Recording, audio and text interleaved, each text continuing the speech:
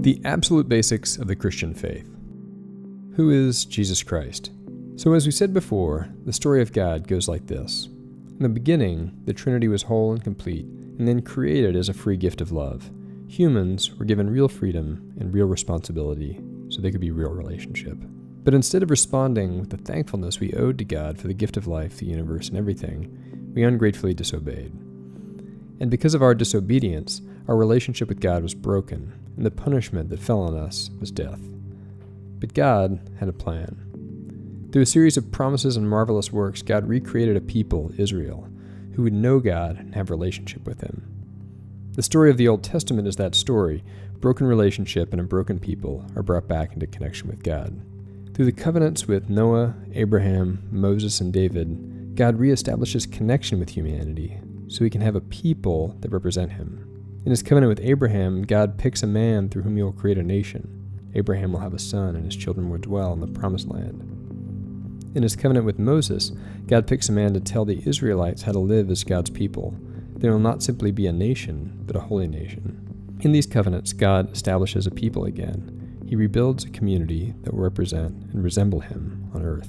But God didn't just want to have one people at one place to have connection with Him. He wanted all people to have connection with Him. This plan is seen way back in God's covenant with Abraham, where God promises that through Abraham, all the peoples of the earth will be blessed. And so the second person of the Trinity, Jesus Christ, came down from heaven to make a permanent connection between God and all of humanity. One of the key images for this connection is given to us in the Old and New Testaments. In Genesis 28:12, Jacob dreams of a ladder that goes from heaven to earth and has angels ascending and descending on it. In John 1:51, Jesus describes Himself as that ladder, a ladder that stretches all the way up to the heavens and comes all the way down to the earth. This ladder is perhaps the clearest image for what Jesus did when He became human. The word that we use for Jesus coming down to earth is incarnation. Incarnation means taking on flesh. The incarnation, which we read about in the beginning of the Gospels, describes the way that the Son of God, who is a divine spirit, added humanity to who He was. In the incarnation, the Son of God now has a human nature as well as a divine nature.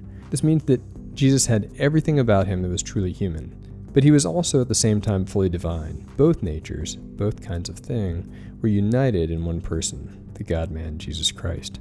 And here's why this is important. If Jesus isn't fully human, then He didn't come all the way down, and we can't get on the ladder.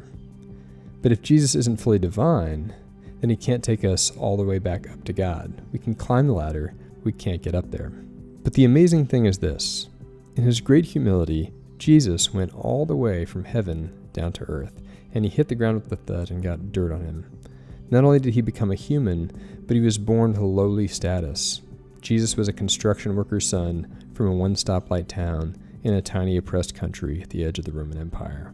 He grew up poor, worked with His hands, mixed with everyday folks. He ate, drank, laughed, cried, suffered, and died.